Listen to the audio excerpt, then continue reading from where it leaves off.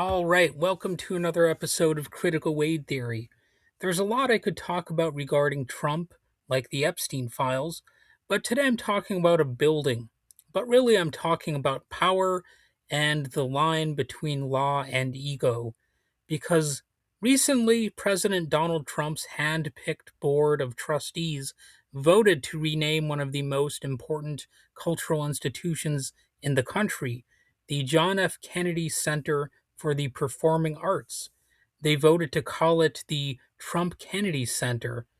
And here's the key part: federal law says they can't do that. So, what happened? The vote is claimed to be unanimous. Trump's name was quickly added to the building's facade, the website was updated, the change was treated as a done deal. But the Kennedy Center isn't just another venue.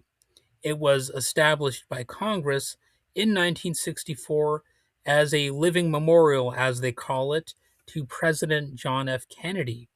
So the name wasn't just branding, it's written into law, which means changing it requires an act of Congress, not a board vote, not a press release, not a president's approval, just the law. And that's the legal reality. And it's already causing controversy. Legal experts across the spectrum have been blunt. The Kennedy Center is not a lawmaking body. Congress makes laws.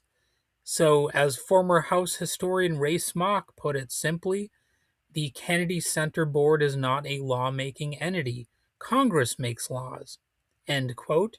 And yet the administration pushed forward anyway, almost like they don't care that much about the law or anything like that, despite belonging to the so called party of law and order. When asked why, Trump's press secretary claimed the decision reflected Trump's supposed unbelievable work in saving the building. Saving it from what exactly was never made clear. Maybe Godzilla was threatening to stomp it down or something like that. But what was clear is that during the meeting, at least one sitting member of Congress was muted and prevented from speaking in opposition to changing the name. Muted. In other words, the vote was not actually unanimous. And at a public institution, during a vote with legal consequences, that is a different story than what we were told by the press secretary. And this isn't just about disliking Donald Trump, although it sure doesn't help him, and it isn't just about partisan taste. Former Congressman Joseph Kennedy III warned that the center can no longer be, or wait, that it can no sooner be named after Trump than someone could rename the Lincoln Memorial. Maria Shriver, JFK's niece, mocked the idea by suggesting Trump might try renaming the Lincoln or Jefferson memorials next, because that's the point. If this is allowed, what's off limits? If a president can unilaterally rename a national memorial established by Congress, then history itself becomes a personal branding exercise. And this is part of a pattern, not an accident. This didn't happen in isolation. Shortly after taking office, Trump fired the Kennedy Center's existing board and replaced it with loyalists, close advisors, political allies, even himself as chairman. No big surprise there. This is part of a broader pattern. Stack boards, remove dissent, bypass legal guardrails, and cultural institutions are supposed to exist outside partisan power.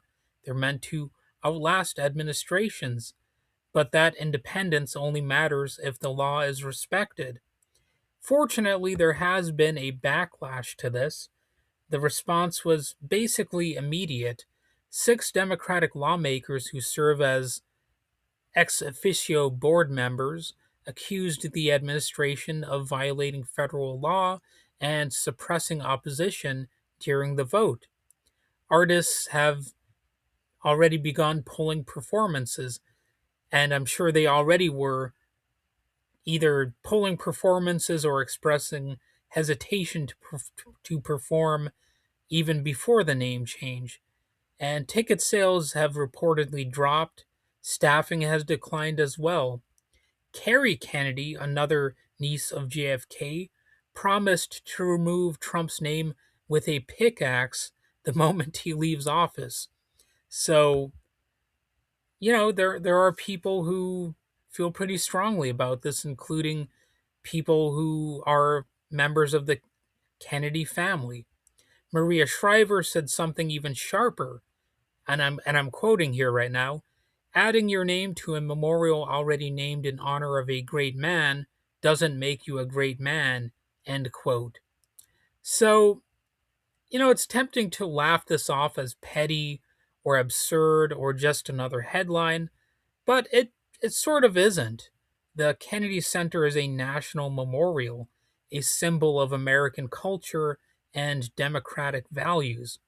Historian Michael Beschloss reminded everyone of the obvious. An act of Congress cannot be overridden by a vote of board members. If that principle collapses here, it potentially collapses everywhere. Airports, monuments, public buildings, even voting rights. And that's not hypothetical. At the same time this is happening, Congress is advancing legislation that could make it harder for millions of Americans to vote, erecting new barriers for registration and participation. Different issue in some ways, but the same direction. Power concentrated, norms eroded, laws treated as optional. So this isn't just about a name on a building. It's about whether the United States remains a nation governed by laws or by personal ambition of people with power and wealth. It's about whether history belongs to the people or to whoever holds power at the moment. And it's about whether we notice when the alarm bells are ringing, because they are, loudly. And that about wraps it up for this episode. Thanks for listening. If you see a like or subscribe button, go ahead and click it. And I'll see you in the next episode. I'm hoping that, with the new year, I will do more political content like this, but I'm also planning to do more movie and TV show episode reviews. And that's sort of like my New Year's resolution, actually, to do more movie and TV show reviews, while hopefully not cutting too much into this type of content. So it's going to be a balancing act, but hopefully I can stick to that New Year's resolution. I think it's manageable, but we'll see. To me, it seems like a reasonable expectation that I can actually live up to that idea. Anyway, have a fantastical day.